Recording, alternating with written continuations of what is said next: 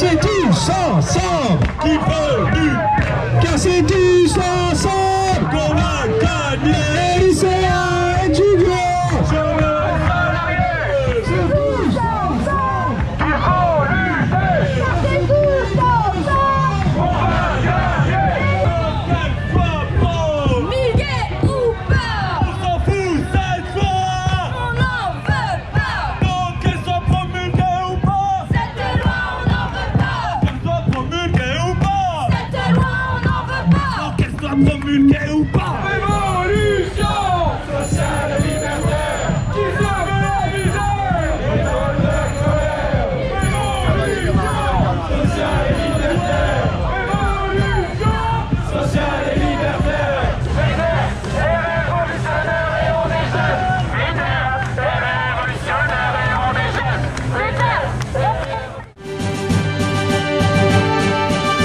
On a une assemblée qui dysfonctionne complètement, y compris avec une présidente de l'assemblée qui dit un jour blanc, le lendemain noir, qui n'est même pas cohérente.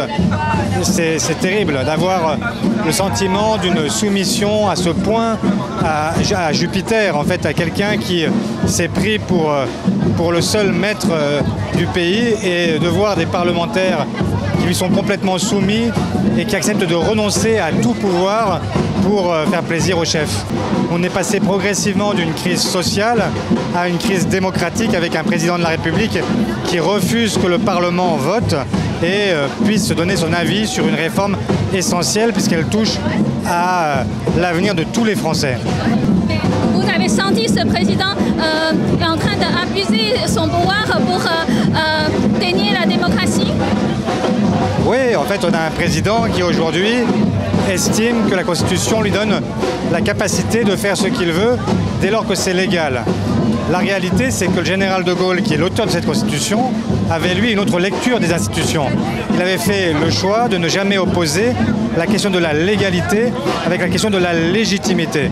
Et quand il avait été désavoué par le peuple français, il avait démissionné alors même que la Constitution l'autorisait à rester. Et comment vous pensez Député du groupe Lyot qui présente la proposition de loi d'abrogation jeudi. Ah, d'accord. Parce que beaucoup de peuples français disent que c'est le déni de la démocratie. Et vous, en tant que député, vous avez pensé? C'est vécu comme nous, comme effectivement un grave déni de démocratie. Parce qu'effectivement, le gouvernement, le président et puis sa majorité utilisent tous les artifices de la Constitution. Ils sont dévoyés quelque part. Ils utilisent aussi le règlement intérieur de l'Assemblée nationale pour éviter qu'on puisse voter sur cette proposition de loi, parce qu'au final on n'aura jamais voté sur la proposition de loi des retraites particulièrement injuste et inutile. Ce qu'on demande, nous, c'est simplement pouvoir voter, pouvoir s'exprimer, que la démocratie parlementaire fonctionne et qu'on puisse voter. Et on ouvre en plus, dans l'article 2 de la proposition, sur une conférence sociale pour pouvoir regarder de plus près les équilibres budgétaires à trouver, etc. Donc on est dans une attitude responsable et on tend la main en fin de compte au gouvernement. Donc cette fois-ci, c'est beaucoup plus simple alors. Il suffit d'avoir la majorité. Il faut voter pour ou contre, tout simplement.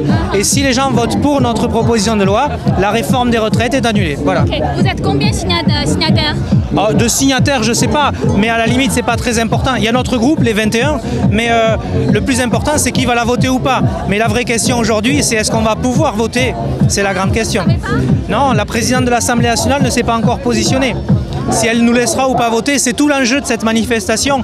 C'est essayer de peser sur la présidence de l'Assemblée nationale pour qu'elle ne nous empêche pas, par un artifice technique, de voter cette loi. Voilà. C'est-à-dire si le président Macron donnait la pression, donc il peut refuser? Il existe des outils pour nous empêcher effectivement de voter et on ne voudrait pas que ce soit fait parce que les députés que nous sommes, les représentants de la nation, souhaitons voter. On le sera dans les prochaines heures. Voilà. Encore une fois, ce qui s'est passé est cruel et antidémocratique. Mais on voit bien qu'à chaque fois, il y a une étape qui est faite. Le président avait promulgué la loi dans la nuit juste après. Là, les premiers décrets d'application sont parus aussi ce week-end, juste avant cette semaine. Et le gouvernement a vraiment une peur panique de toutes les formes d'opposition à cette réforme. On l'a vu avec ce qui s'est passé la semaine dernière en commission. Et puis j'imagine que jeudi, tous les moyens seront encore mis en œuvre pour nous empêcher de pouvoir aller jusqu'au vote. Donc pour l'instant, nous restons mobilisés. Nous allons voir jeudi. Ensuite, nous allons réfléchir. Mais en tout cas, personne n'a envie de tourner la page. C'est avant tout pour les 70 à 80% de Français et de Françaises qui estiment qu'on ne doit pas travailler jusqu'à 64 ans. Emmanuel Macron a montré qu'il ne voulait pas entendre ni l'Assemblée, ni les syndicats, ni la population. Donc il ne faut pas non plus se faire d'illusions, on n'est pas naïf. Le problème n'est pas tant la démocratie en France que l'attitude d'Emmanuel Macron.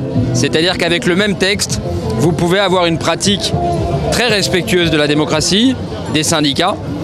Et avec la même constitution, vous pouvez aussi marcher sur les syndicats et finalement envoyer un bras d'honneur à la population. Moi, je déplore le fait qu'Emmanuel Macron soit en train d'abîmer les institutions. Il met en place une réforme injuste, violente, brutale, mais par ailleurs, il maltraite les institutions.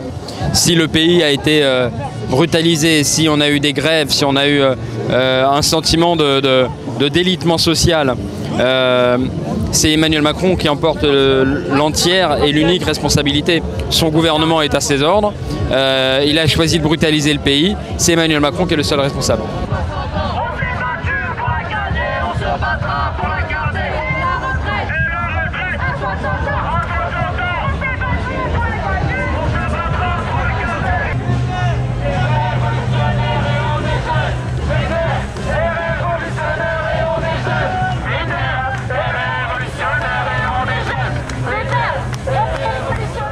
On n'est pas d'accord avec la réforme, on n'est pas d'accord avec la manière dont elle a été déclarée, dans la manière dont elle n'a pas été votée. Et cette absence de démocratie, on n'est pas d'accord avec ça. Et là, on voit très bien qu'il y a une majorité de Français qui sont contre cette réforme et pourtant le gouvernement continue dans cette voie et fait passer en force sa réforme, même contre l'avis du Parlement, puisqu'on sait que l'Assemblée nationale n'a pas été écoutée. C'est simplement le Sénat qui a voté pour cette réforme.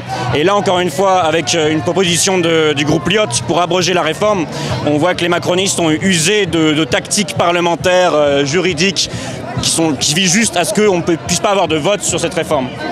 C'est-à-dire, dans votre classe, par exemple, est-ce que c'est la majorité qui pense comme vous, qui déteste Macron? Oui, je pense qu'il y a un rejet massif de Macron, que ce soit dans la population, mais encore plus chez les jeunes. Les jeunes, il y a quand même une masse chez eux qui vont voter plus à gauche, qui ont envie de changement radical. Et avec Macron, c'est pas ce qu'on a aujourd'hui. On continue dans le même mur néolibéral. Et pour les jeunes, en plus, c'est la question environnementale qui est très importante.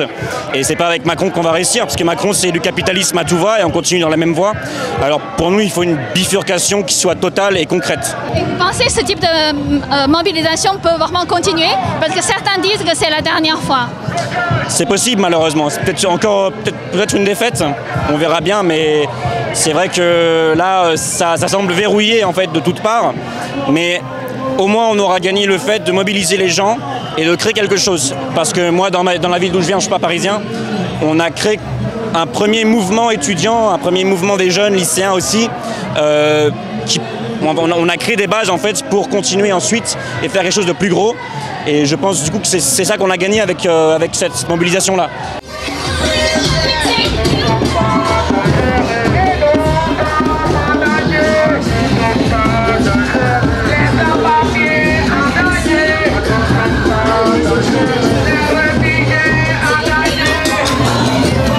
Moi, en fait, je sais qu'il faut une réforme, mais la manière de faire n'a pas été bonne. Voilà. C'est-à-dire, au fond, vous ne comptez pas vraiment de cette réforme, mais cette façon de faire. Voilà. En fait, il manquait 12 milliards pour avoir un équilibre de 2023-2027. Et le président Macron veut mettre 413 milliards dans l'armée. Donc ça ne va pas. Certes, il faut mettre de l'argent dans l'armée, mais on n'était pas obligé de mettre autant. En fait, le sentiment que ça donne, c'est qu'on a un président qui préfère faire la guerre que la paix. Donc c'est important qu'il écoute son peuple. Vous pouvez lire les messages que... Ah, manipulateur, dictateur. Alors, il se comporte comme un dictateur, c'est pas un dictateur, mais il se comporte. Et dehors, ça veut dire que j'espère qu'il réagira avant qu'on le mette dehors. Merci.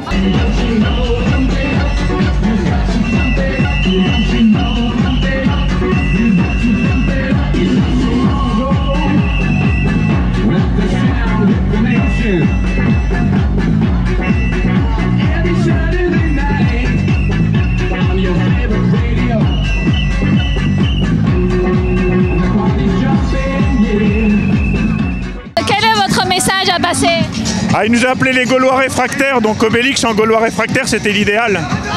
Et c'est pour ça, en fait, on continue de manifester. Il nous qualifie de réfractaires, mais on est juste là pour défendre nos droits, en fait.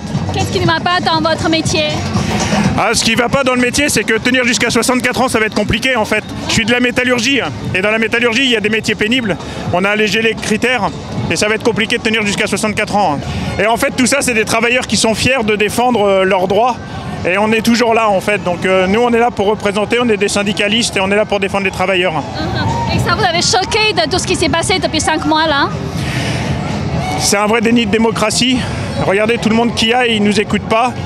C'est son choix, mais nous, on est là pour défendre nos droits. Après, on a entendu ou pas, ça lui appartient.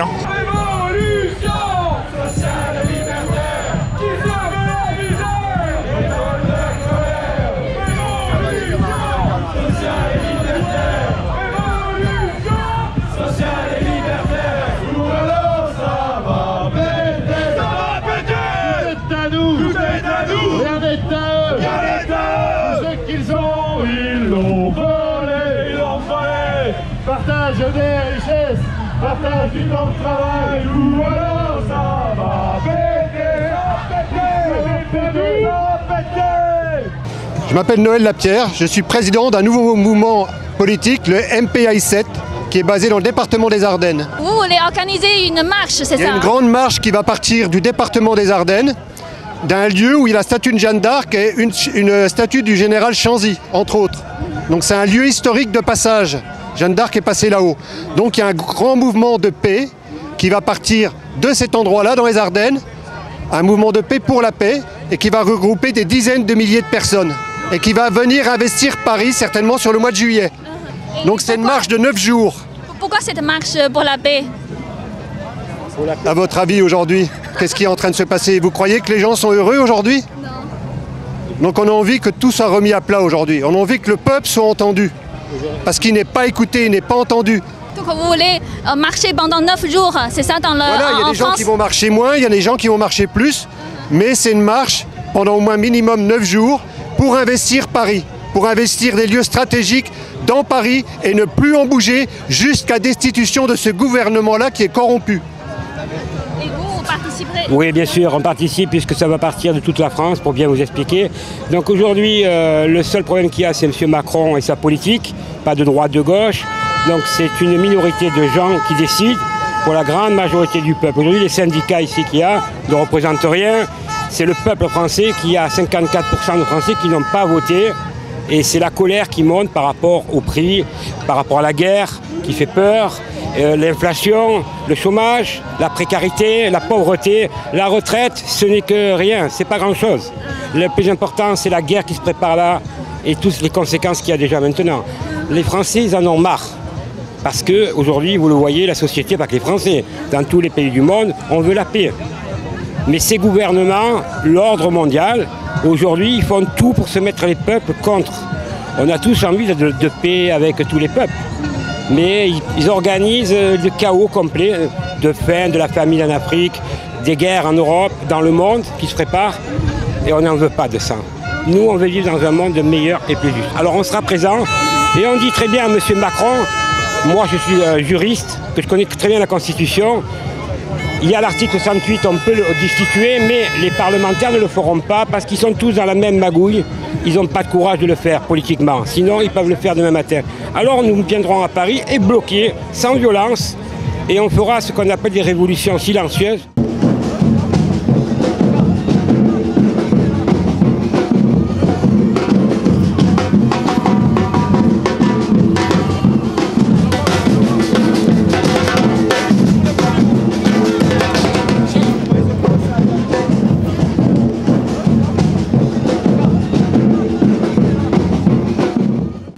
Aujourd'hui, c'est la 14e journée de mobilisation. Pour certains médias au sein d'un mainstream, disent que c'est peut-être la dernière fois. Que pensez-vous? Je pense que ce genre d'appréciation, est vieille comme le syndicalisme, parce que ça fait plusieurs fois dans les dernières manifestations, une partie des médias français annonçait déjà que c'était la dernière des dernières. Donc moi je ne sais pas lire dans le mar de café. Je pense que l'intersyndicale aura à cœur de donner des suites à cette journée sous diverses formes, mais je pense que le dossier retraite n'est pas terminé. N'est pas terminé dans la mesure où vous avez 95% des salariés qui demeurent opposés, vous avez une majorité de l'opinion publique qui est contre, et vous avez, je dirais, une opposition politique qui est très large, et ainsi que des millions et des millions de personnes qui ont manifesté depuis des mois et des mois dans les rues. Donc je pense qu'on ne peut pas terminer comme ça, même si certains voudraient que ça en soit ainsi. Justement, on pensait que justement il y a toutes ces populations dans la rue, c'est pas normal que ça termine comme ça, sans donner quelque chose comment dire, sans clôturer les choses, sans dialogue. Vous avez raison de le souligner, je pense que dans d'autres pays démocratiques, quand on met des millions de personnes dans les rues pendant 14 fois, quand, je le rappelle, 95% des salariés sont contre, l'opinion publique majoritairement opposée, je pense que dans un autre pays, il y aurait eu des décisions politiques de prise, notamment soit de suspendre, soit de retirer la réforme, ou d'ouvrir effectivement une négociation sur une autre réforme. Mais comme on est gouverné par un monarque, où nous avons une gouvernance qui est complètement verticale, que le Parlement aujourd'hui effectivement est dessaisi de ses prérogatives, donc voilà, et c'est le résultat de ça. Mais je pense que c'est très mauvais en matière de fonctionnement démocratique, parce qu'une colère qui est rentrée, une colère qui est sourde, n'est jamais de bonne loi. Ok, c'est-à-dire d'après vous, CGT, pour CGT en tout cas, c'est pas la dernière fois. Non, la CGT, mais même, je pense que globalement l'intersyndicale, même s'il peut y avoir des divergences dans les formes pour la suite, ce n'est pas terminé. Je pense qu'on ne peut pas, je dirais, faire comme avant le conflit. C'est pas possible, notamment au niveau des relations sociales, des rapports sociaux, des relations avec le gouvernement et le président de la République. Je pense que là, nous sommes dans un autre contexte. Je pense que les syndicats, dans leur diversité, ont repris la main, ont repris de la crédibilité, et c'est tant mieux. Je pense que quoi qu'il advienne sur la réforme, là, sur la loi, les syndicats ont marqué des points, ils sont en position de force. S'il y en a encore d'autres, on ira. On a tout le pouvoir de le faire et on a tout le soutien de tous les Français. C'est la première fois en France. On a autant de gens qui continuent à nous soutenir d'une part, et c'est la première fois que tous les syndicats se mettent ensemble sur une même ligne. On laisse tomber toutes nos valeurs, toutes nos populations qu'on représente. On est un seul syndicat contre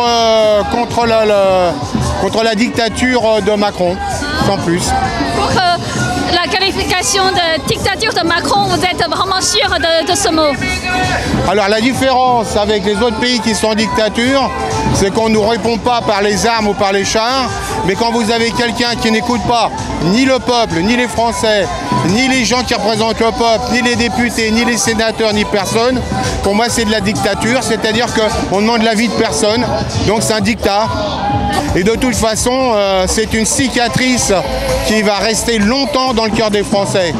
Donc c'est plus une question de se compter le nombre, etc., de manifestants, c'est les conséquences qu'il va y avoir.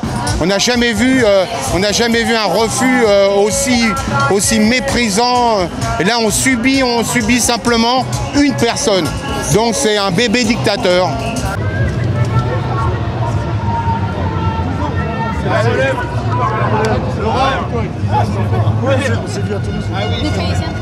Okay. J'aimerais savoir pour vous, dans les médias de mainstream, il est dit que cette mobilisation c'est la dernière fois. Est-ce que pour vous, c'est peut-être aussi la dernière fois? La loi sur les retraites, elle a été passée, elle a été votée, elle est promulguée et les décrets sont fixés. Donc même si ça nous fait mal, il est fort probable que cette loi elle va s'appliquer.